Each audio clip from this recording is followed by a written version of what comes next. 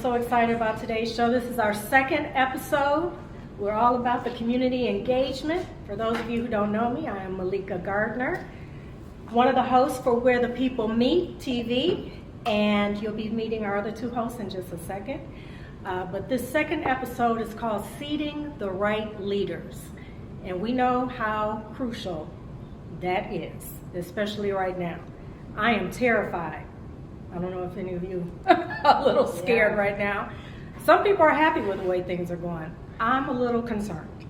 But I thought it was important that we all get together and just start talking about seeding the right leaders, how important that is. Just this land that we're on right now, some leaders had decided back in 1927 that Black people shouldn't live on this land right here, so they literally picked their houses up and moved them to the 5th Ward along the canal. So what leader decided that? Yes, so we have to be very, very careful. And it took for Stephen Rogers, he's a former Northwestern professor, took his own money, $1 million, and bought this land back just to restore it back to Black ownership. And we love amazing people who just do that just because, for principle, right? It's only right. So I think about leaders who made those decisions back then, but what about the ones that are making the decisions now, nationally and locally? We had a leader that was caging families. I think some people have forgotten that. So we're going to get started. I'm going to ask my two co-hosts to come on out. We have Sebastian Knowles. All right. And we have Wojo, Mike Wojciechowski. We're all about all views, not just one view here today. But do you get concerned about the caging of the families and things like that? There's a number of different issues that I try to take everything into perspective. I've known people in the past that have voted on a single issue, which I think is very sad, to say the least.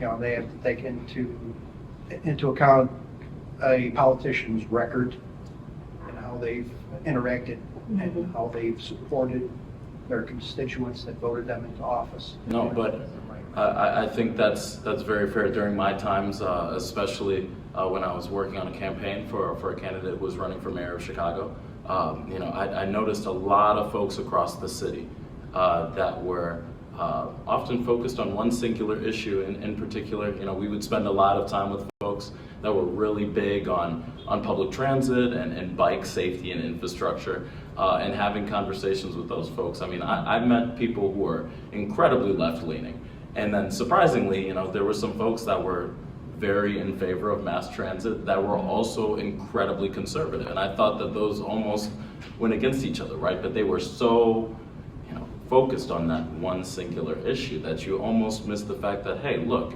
if you're supporting one candidate that is pro mass transit, right, and improving the infrastructure that we have, and that is important to you, you may realize that the rest of the issues that are important to him and are a part of his platform actually make sense, right? And that we shouldn't just focus on any given one issue.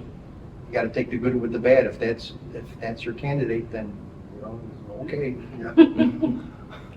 Well, looking forward to this special guest that's coming up next after the break. We have Governor Pat Quinn. Yes, he's going to be giving us some information. What does it take to be a leader? And the red flags, that's what I want to talk about too. Oh, 100%. And he's got an initiative. He's about democracy. I love it. He's always doing something. Absolutely. We'll be right back.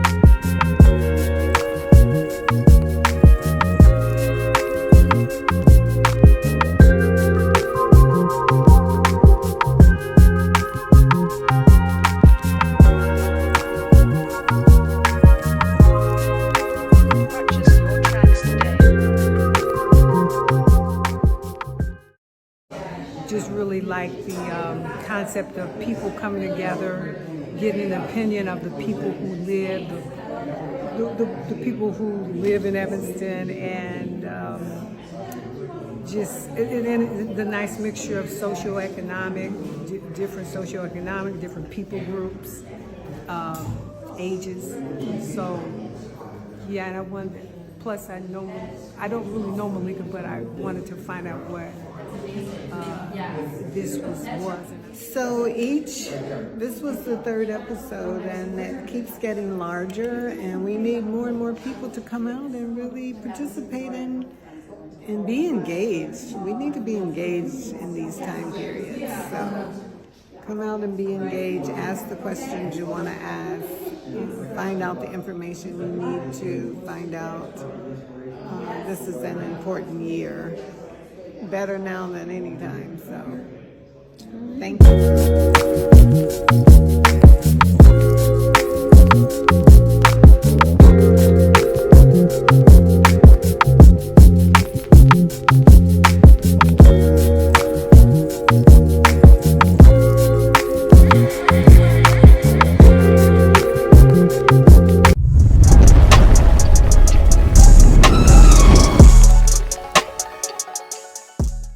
Happy to have you all here and happy to have this amazing audience here. And it's my pleasure to introduce our very special guest, 41st Governor of Illinois, serving from 2008, 2009, all the way up to 2014, 2015, and has really done some fantastic work and continues to do some great advocacy work here in the state of Illinois, and has led some fantastic work and has assisted in our community here in Evanston, especially with Evanston Voter Initiative. So it's my pleasure to introduce up to the stage Governor Pat Quinn. Yes.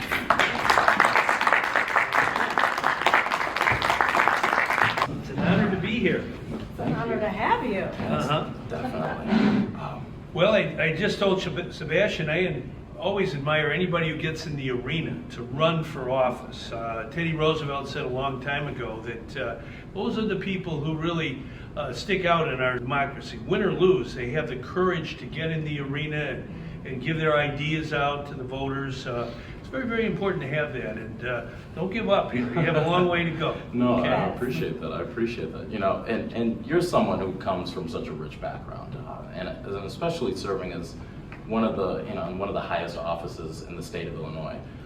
You know, you have a unique perspective, and you've seen a bunch of different candidates step forward, folks being elected into office. You've seen the good and the bad.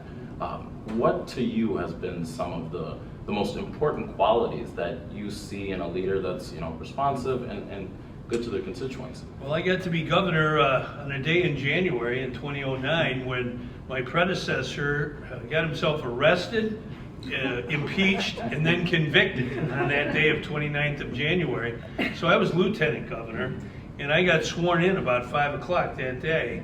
My mom was there, my godmother, my brother's family, and so on. But it was kind of scary back then, to be honest. You had an ethics crisis with Blagojevich.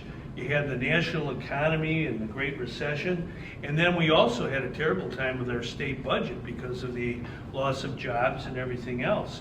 So, you know, starting out with 3 crises, that's not easy as being governor. But, you know, I said that then, and I asked the people to pray for me. And there was a saying by I went to Northwestern Law School long ago, and there was a great judge named Brandeis, and he said the highest office in a democracy, it's not president or governor or mayor, it's the office of citizen.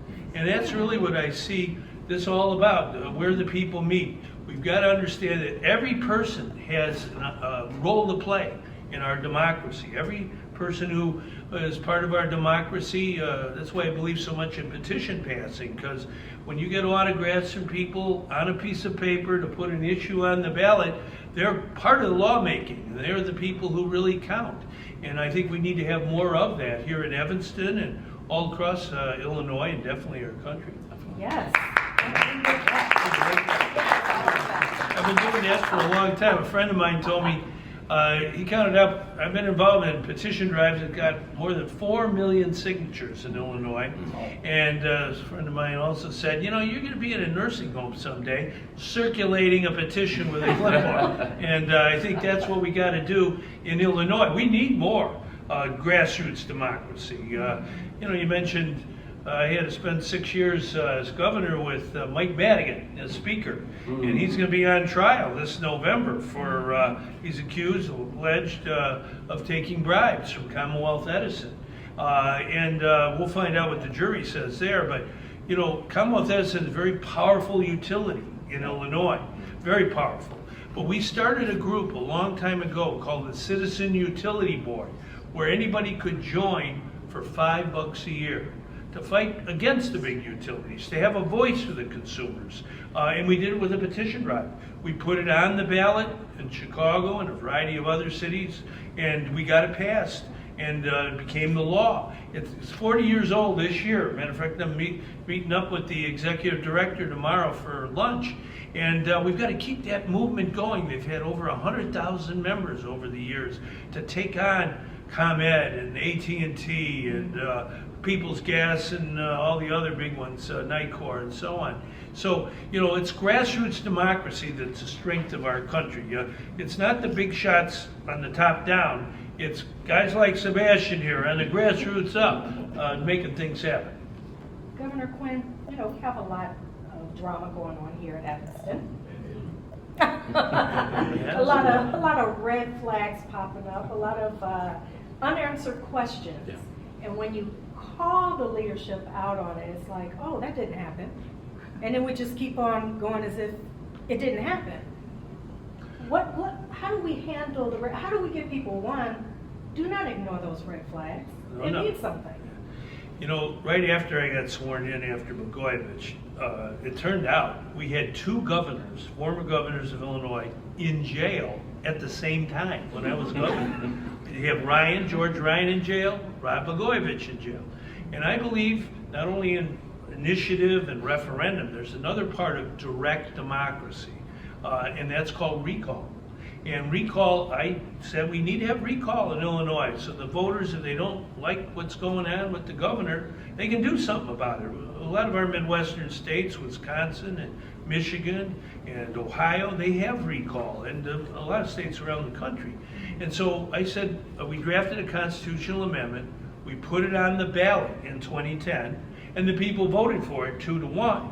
And it turns out that recall is something in the Midwest especially you can have for mayors and local officials as well.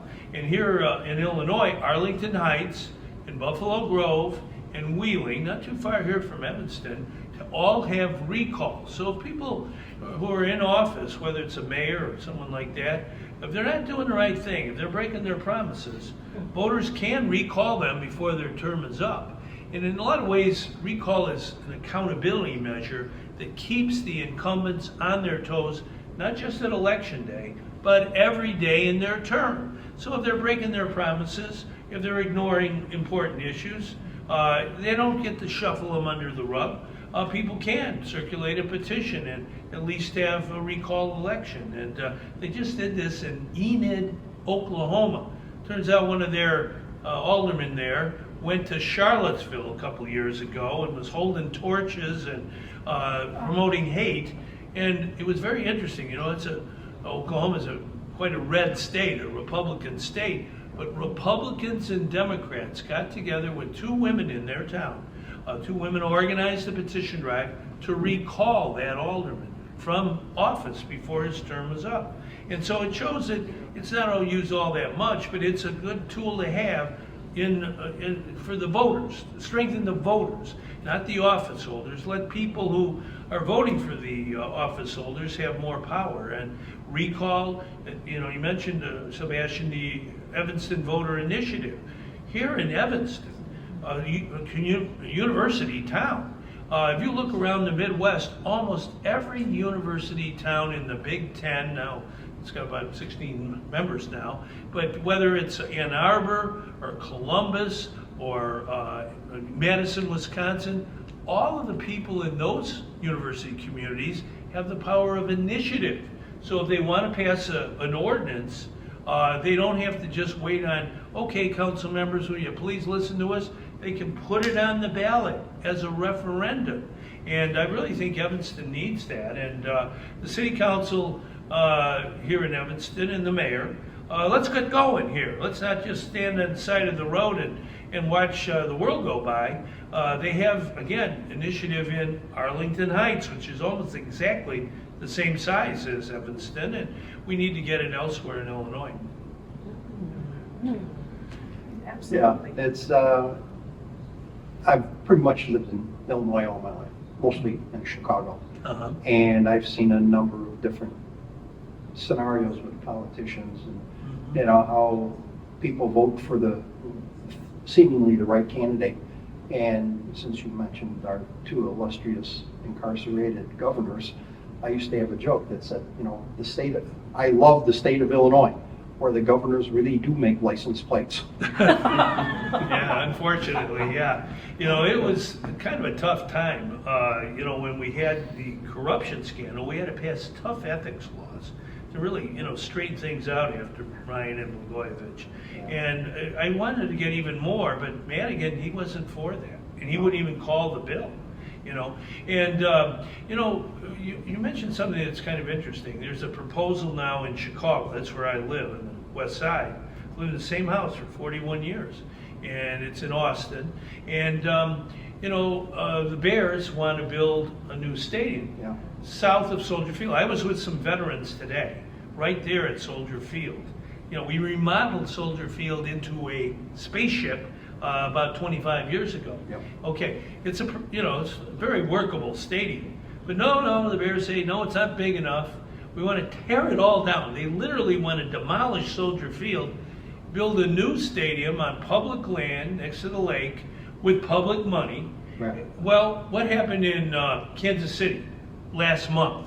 The people of Kansas City voted in a referendum on whether or not they should use their taxpayer money to help the Kansas City Chiefs and the Royals, the baseball team, build new stadiums.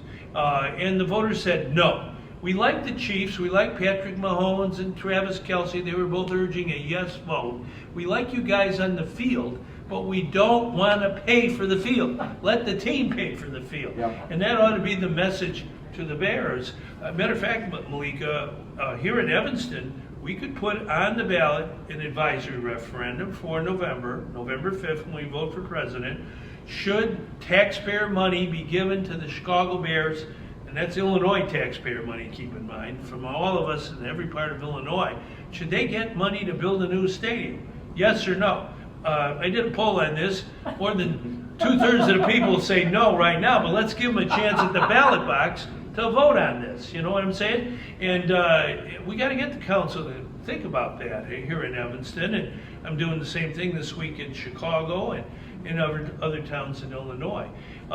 They call the initiative and referendum process the fourth branch of government. You've got the legislature, you've got the executive, you got the judges and the judicial. But about 125 years ago, right here in Illinois, people like Jane Addams, they were for the fourth branch of government, giving people with their petition power a chance to put important issues on the ballot that the people want. Right now, that's going on all over our country. Raising the minimum wage was oftentimes done by referendum. Even in Arkansas, they passed a referendum to raise the minimum wage. So, you know, we gotta make sure we give people a chance to get reforms that they feel are important, not just what the insiders want. Yeah, do you think we can get that done here? Yeah. That would be awesome. If we had that kind of people power. Well, we got a young man over here. You know, I've run for office. I've won some and I've lost some. Okay, never give up, really. It's important to understand that, you know, when you get out there, knock on doors, run a campaign, people like that. Even if they, you know, you don't win the election, they like folks with courage, men and women who want to make a difference. And here in Evanston, there's a proud tradition of social justice and giving people a chance to advance themselves. But we want to come up with reforms. You know, when I was governor, I had the good fortune, really, of going to the White House. Barack Obama was our president. He got sworn in 9 days before me. And so he wanted me to come to the White House and talk to him about straightening out his home state, Illinois. But his big issue was the Affordable Care Act, Obamacare. Obamacare means I do care. And we had to pass that through the Congress. And then what happened? Well, the Supreme Court said every state has to, on its own, accept Obamacare, Affordable Care Act. Well, it passed the Senate in Illinois pretty easily, and it had to go to the House. All of a sudden, Mike Madigan, he won't call the bill, and I kept asking him, please, call the bill. It's worth, for 1 million people in Illinois to have health insurance. And finally, we got him to call that bill, and it passed, and I signed it into law. And it was a great reform done by the people of our country demanding reform on health care. I was with my doctor before that. His name was Quinn Young, Dr. Quinn Young. He was a very famous doctor. He's president of the American Public Health Association. And we wanted to advance health care. We got on the Centennial Bridge in Rock Island, Illinois, and we walked from the Mississippi River all the way to Chicago and Lake Michigan for decent health care for everybody. That was our mission. If you want to lose weight, wait till August.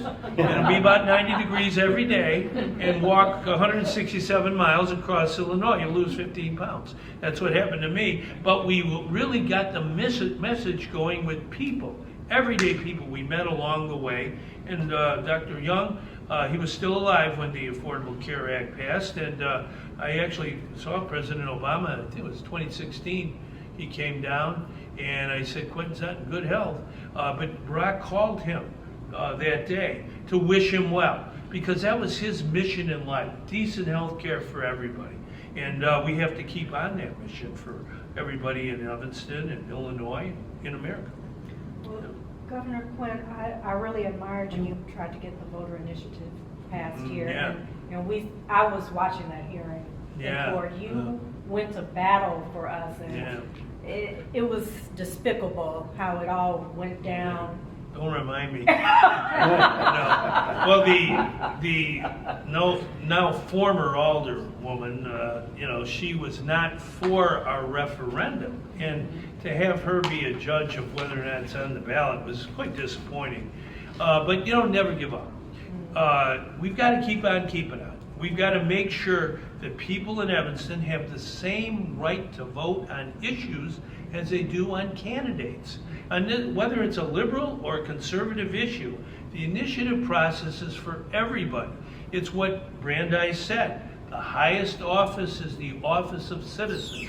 And when citizens have a good idea for their town, for their community, they should be allowed to petition it onto the ballot. I can tell you, Malika, I remember being at the turkey trot here in Evanston where we're getting signatures. A little bit cold, but we got those names, and people were willing to sign the petition to put it on the ballot. We filed a petition, I think it was my birthday, December 16th, 2019. Well, what's that day? It's the anniversary of the Boston Tea Party. That's where we told King George we don't like the way it's going, and we want a new country. We want a democracy. So we've got to have that same kind of we can do it attitude and spirit here in Evanston and everywhere else, Chicago. It's not easy in Chicago. There are some longtime politicians who don't want to change, but we the people need to do that. We need to wake them up, and the way to do it is with petition and referendum. Well, I know you're a man about the people, so if anyone has a question, we're going to have you come to that mic over there. Before we get a question, I really like where the people meet. This is what it's all about. People power. And that's really, you give a lot of credit to putting the movement together. The great changes in our society have bubbled up from grassroots movements, not from the top-down leaders telling you why they're great people. Can you hear me? I sure can. I agree with you that it's really important to work at the grassroots level. But right now, we have a presidential election coming up, and we have one candidate who is a very threatening candidate. And I just wondered, are you doing any work at a national level? And how do you feel about what's happening at a national level? Well, it's a very good question, and I think we've talked today about democracy and grassroots working together to make changes. And I think that's a key issue in the race for president. But for all of us in Illinois, we're not too far here in Evanston from Wisconsin. I have cousins who live in Wisconsin. That's what's called a battleground state in the presidential election. So if you have a candidate that you want to support for president, then, and we might think about knocking on doors in Wisconsin. The same way, I have other friends in Michigan and also Minnesota. A lot of cousins in Minnesota. We've got to make sure that we understand that winning elections is all about grassroots activity, knocking on doors, making phone calls. I was down in Kankakee yesterday. We have a program called Portrait of a Soldier, and we're right before Memorial Day here, and we lost over 300 Illinois servicemen and women who were killed in action in Iraq and Afghanistan. And I had a fellow on my staff when I was governor. He hand drew portraits of all these men and women, and it has a portrait, and also we put them all together. It's over 300. It's at the Kankakee Library. Very powerful. And one of the moms came up from Pinckneyville. Her son died 19 years ago. This very day that we're taping the show, Malika, 19 years ago. He was 26. He'd be 45 today. But he believed in democracy. He believed that everybody has an important vote, and we should always protect our democracy. And Lincoln said that at Gettysburg in 1863, 272 words, Gettysburg Address, government of the people, it shall not perish from this earth. So we the people have to protect our democracy. And I do believe in hard-fought elections. This will be a hard-fought one. I have a candidate I'm supporting, the incumbent president, but the way to do it is to make sure we roll up our sleeves and, knock on those doors, especially. That's one of the very best ways to win elections, showing up and talking to people about why you are voting for that candidate. You can't say you're a grassroots person unless you really embrace initiative. Are the people in Madison, Wisconsin, the voters in Columbus, Ohio, or the voters in Iowa City, Iowa, are they smarter than the people of Evanston? So that those folks have initiative. They can vote on issues of referendum and put them on the ballot with petition. All over the Midwest this goes on. But here in Illinois, we're told over and over again, it's only the insiders who are smart enough to make these decisions. That, Sebastian, you got to lead the movement here, okay? You can do it. And that's what movements are all about. It's banding people together. Folks that maybe aren't always agreeing on every issue, but they do kind of believe that voters themselves should be able to vote on issues as well as candidates. And I think that's something that really means something. I want to, because I know we've got to get you out of here and you've got commitments, but I've got one more final follow-up, and hopefully this is a message out to folks. But there are some elected officials, we've seen it here in Evanston, across the state, that would hear what you're talking about, voter initiatives and recall, and saying, well, you get a recall when I'm up for election in 4 years or 2 years, or there shouldn't be voter initiative because that's what you elected me for, right? I am that voice. Mm-hmm. What would you say to those elected officials who hold that point of view? I'm very glad you brought that up, because this year, out of my own pocket, I paid for a poll of people in our state of Illinois, and I put those issues on. And I would say 80% of those responding, this was a statewide poll, scientific, 80% favor recall. Not that they would use recall, but they think it should be on the books, because it tells that incumbent that, hey, if you get out of line there, then we have a power to do something about removing you from office before your term is up.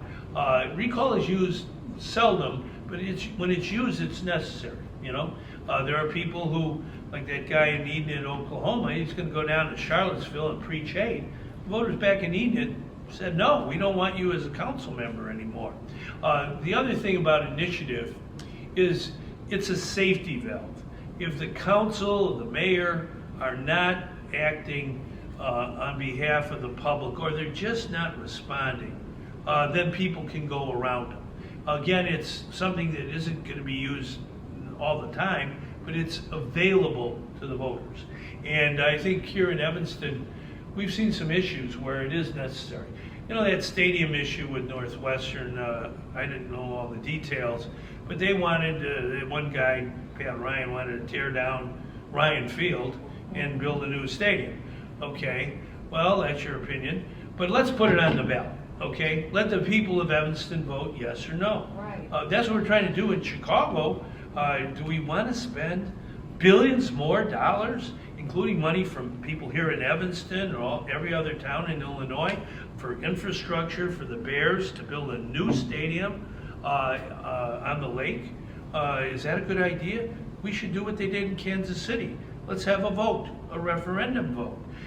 You know, under the Bears plan, they want to demolish Soldier Field that we just rebuilt 23 years ago.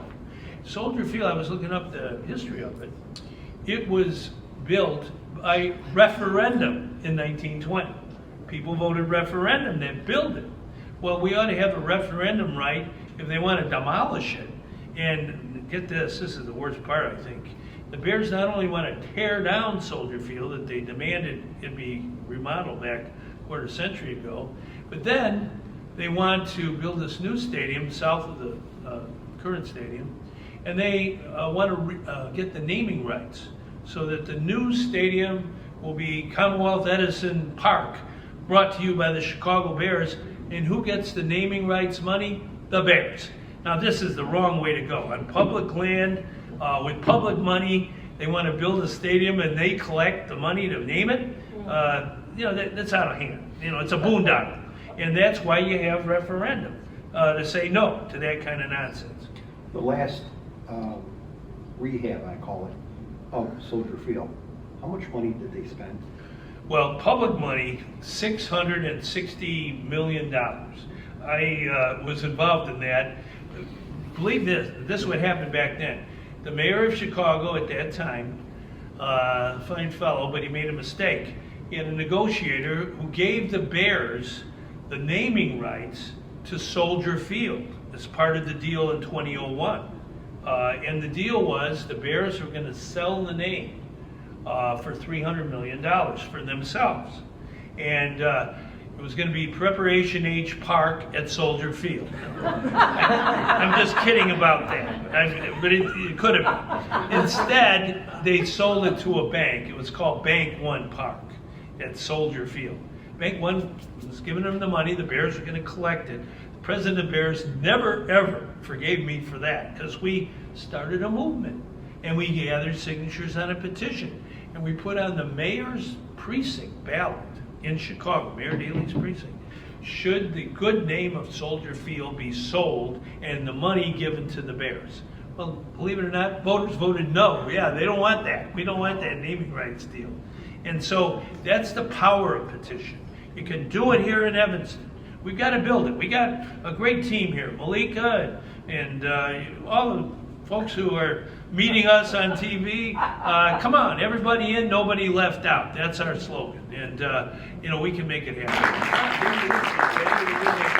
That was awesome. Insightful. Yes. Oh, incredibly insightful. And I hope it was for everybody that's up here too. Yes. I mean, it's not every day that we get an elected official, especially one that's served as governor of Illinois. One of the good things that he talked about was about the grassroots, which is kind of like the same thing like the three of us, that we believe in getting Evanston informed. You know, sometimes not everybody has the focus to ask questions, which is why we're up here asking them for the residents of Evanston, and yet pointing in the right direction what people need to ask about. Yes, we need to ask more questions. We might not always agree on all the issues, No. but that's one thought that we always do agree on. Yes. There's always more than one view. Mhm. But God, wouldn't that be great if we had that referendum, if we got stuff going Yeah. like that in Evanston? Are you Do it. kidding? Definitely. think there'd be. We have Alderperson Claire Kelly in the house. She's the one don't get it done. No, definitely. I mean, I find it, you know, I do find it interesting. I mean, we've seen, because I have heard of elected officials that, you know, are currently serving in Evanston City Council, you know, talk about, you know, Evanston Voter Initiative. And again, that they are the elected officials that have been brought on and have been charged to lead the city of Evanston. But I mean, we've seen this most recent Congress that's going on right now that they have not been able to pass anything, right? That let alone, I mean, I believe it was even the current Speaker of the House, who's incredibly conservative, had talked about the fact that they can't even bring post office naming on the floor. And that has been problematic, right? And yet they tout their own agendas. Yeah. And so, you know, we see that and we recognize that government does have the ability to be dysfunctional at times. Obviously, we don't want that, but people are people, right? And obviously relationships are complex. And if the residents of Evanston or the residents of the state of Illinois feel so passionately about a given issue, I would think that the will of the people, in the end of the day, that is the ultimate guiding force of what we ought to do, especially get on so many key issues. I mean, I'm really looking forward to, you know, leading up to the 2025 election, and quite frankly, one of my favorite pieces alongside when I was running and having conversations with people was the idea that even when we're having conversations about complex issues and difficult conversations like we do on the stage, that those conversations then move the needle on those issues, right? And now we are more aware about those issues and we're more willing to act on those issues and then vote on them. And I mean, we're gonna be having a conversation with a fantastic nonprofit organization later. Yes. That's doing some great work, and obviously there is still more work to do in the city of Evanston. Absolutely. You know, I did send out invites to, you know, a few people who oppose the voter initiative, but they didn't want to be questioned. I wonder why. Why do you think that is? They don't want to come on the stage to talk about why you wouldn't want that. But hey, we got a new election coming up, so what are we going to do? Keep on working. Keep So on grassroots organizing.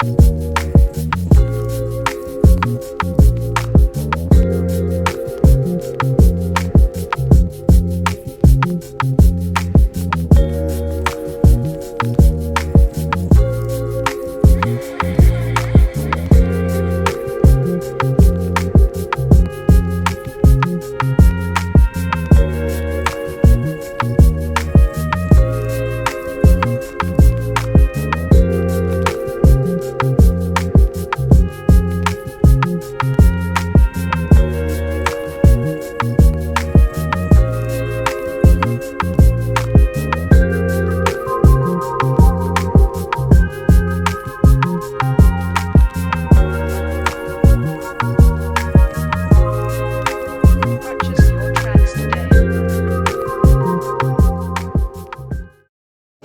Just really like the concept of people coming together, getting an opinion of the people who live, the people who live in Evanston, and just the nice mixture of socioeconomic, different people groups, ages.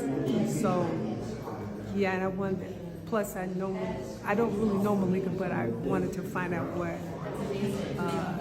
this was. So this was the third episode, and it keeps getting larger, and we need more and more people to come out and really participate and be engaged. We need to be engaged in these time periods. So come out and be engaged, ask the questions you want to ask, find out the information you need to find out. This is an important year. better now than any time. So, thank you.